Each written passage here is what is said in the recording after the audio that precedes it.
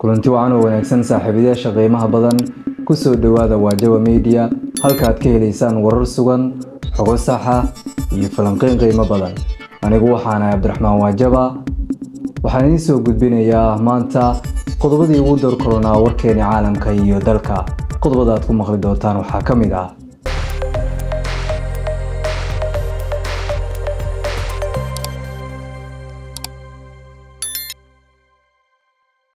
dowladda Soomaaliya oo ku dhawaaqday muddo kororsi hal sano ah degdeg hub la qabtay jabhadda Ciise oo la eriyaday iyo amar ka soo baxay taliyaha xeebaha ayaad maqli doontaan waxa kale oo barnaamijkeena kaga bogan doontaan Puntland dooni siday badeeco kala duwan oo ku gubatay xeebta dekedda magaalada Boosaaso wadamada khaliijka oo dib u eegaya nidaamka difaaca qaaliga ee Mareykanka kaga iibsadeen billion dollar USA si ku meel gaar ah cunaqabateynta u qaaday shidaalka Russia qodobadaas oo faahfaahsanaya barnaamijkeena idinku soo gudbin doonaa waxaad nagala socotaan Wajawa Media u diyaar garooba iyagiyo faahfaahsan rabta inaad la jaan qaado xawaaraha dunida tiknoolajiyada baraadinaysa qalab tayo leh oo aad isku haleyn karto haddaba ku soo dhawow hadaf technology halkan waxaan kugu diyaarinay laptopsyo tayo leh mobilada ugu casrisan oo ila jiraan agabkooda shaashadaha waaweyn iyo dhammaan qalabka IT-ga aad ugu baahan tahay shaqadaada iyo gurigaagaba haddii aad tahay qof ku jira saaxadda warbaahinta gaar ahaan baraha bulshadu waxaan ku haynaa mikrofoono iyo qalabka studio-da oo dhameystiran agab kasta oo IT-ya wixii qalab aad ugu baahato xafiis ama guri tayo caalami ah adeeg la isku haleyn karo iyo qiimo kugu habboon waa halka aad kaga iibsan karto qalabka electronics-ka hadaf technology xarunteenu waa Baydhabo agaarka Shaneem Shantraal asugin maanta na soo booqo hadaf technology hirka tiknoolajiyada mustaqbalka hadafkeenu waa inaan kugu xirno mustaqbalka tiknoolajiyada nagala soo xiriir taleefanada shaashadaha kaaga muuqda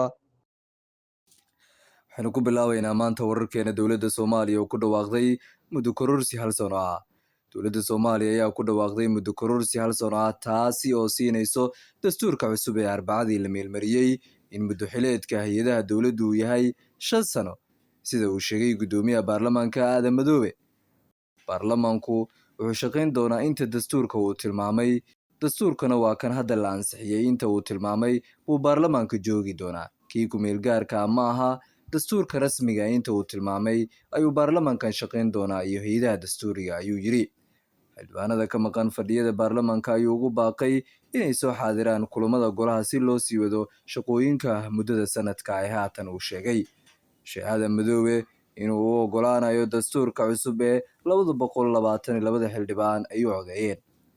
kala fadhiyada noo harsan insha Allah shuruuc badan oo lagu gaari waayay iyo waxyaabo badan oo dowlad dhiska ka mid ah fadhiyada noo harsan sameyn doona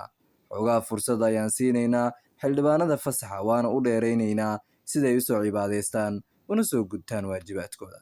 xildhibaanadii la ganaaxayna waxay la mid yihiin xildhibaanada kale imaada ganaaxiina waa uu dhamaaday ayuu yiri hub la qabtay jabhadda Ciise oo la eriyaday iyo amar ka soo baxay taliyaha xeebaha saacadii la soo dhaafay waxaa soo baxaya warar sheegay howlgal ballaaran oo laga sameeyay deegaanada xeebta halkaasi oo loo qabtay hub iyo saanad ciidan wararka naga soo gaaraya deegaanka Ashiica iyo nabaaxigeedii ayaa sheegay in gacanta lagu dhigay hub la sheegay inay lahayd jabhadda Ciise kuwaasi oo ku soo duulay dhanka Ashiica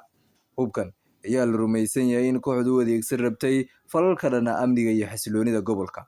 dhanka kale taliyaha ciidamada ilaalada xeebaha ayaa soo saaray amar degdeg ah oo ku aadan xoojinta amniga xeebaha iyo xuduudaha badda taliyaha ayaa faray dhammaan cutubyada ciidanka inay heegan buuxda galaan isla markaana ay baaritaan adag ku sameeyaan dhaqdhaqaaq kasta oo laga shakiyo ka dhaca agaarka xeebaha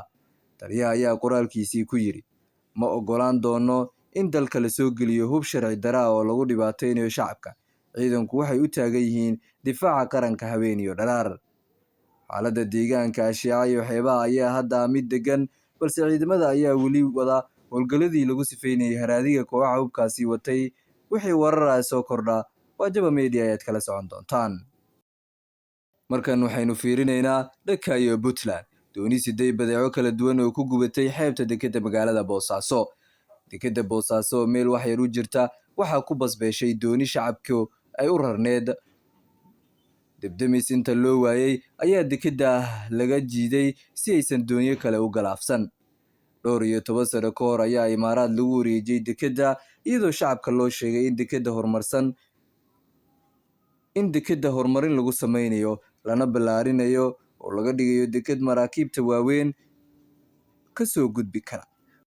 12 sano wax ballaarina laguma sameynin, ciid baa weli ka buuxda. Dekeddii 10 dooyanood ayaa ka caariyey oo ay ugu caansaneed doontii dekedda macmalka ahayd ee loo dhisay si xoolaha loogu soo badbaadiyo 2018.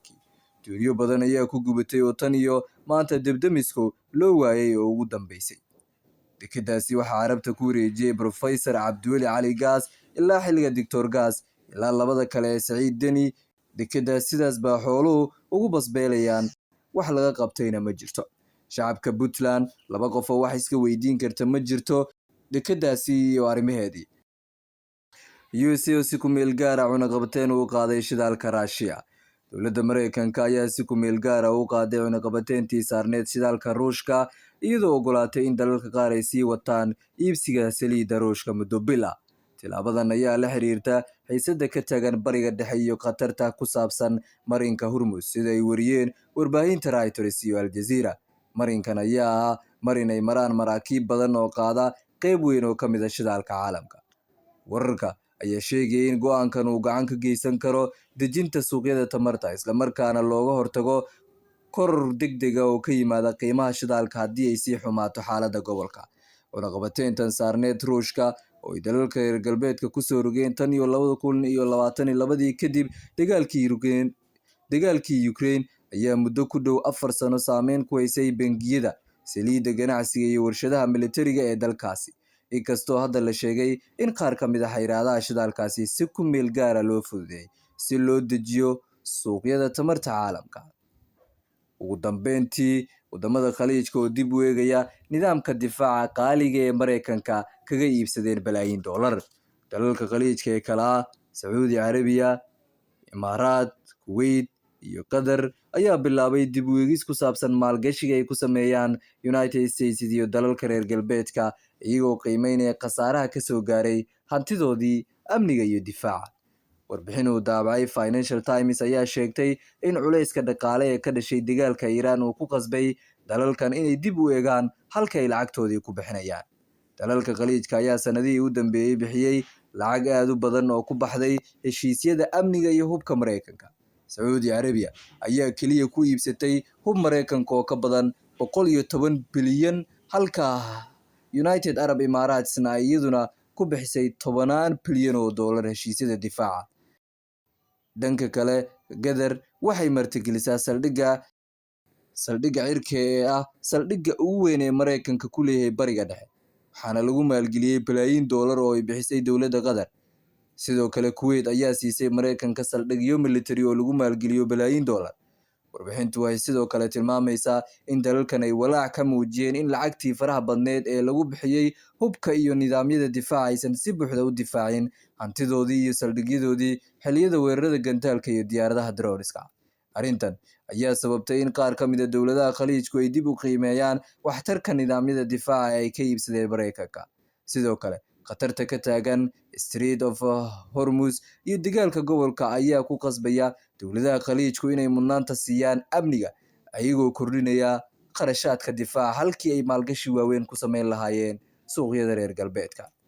Guud ahaan waxaan halkan kusoo gabagabaynayaa daawadayaal wararkii aad kala socoteen waa Jaba Media. Tan iyo kulanti dambe xiise leh, nabadgelyo.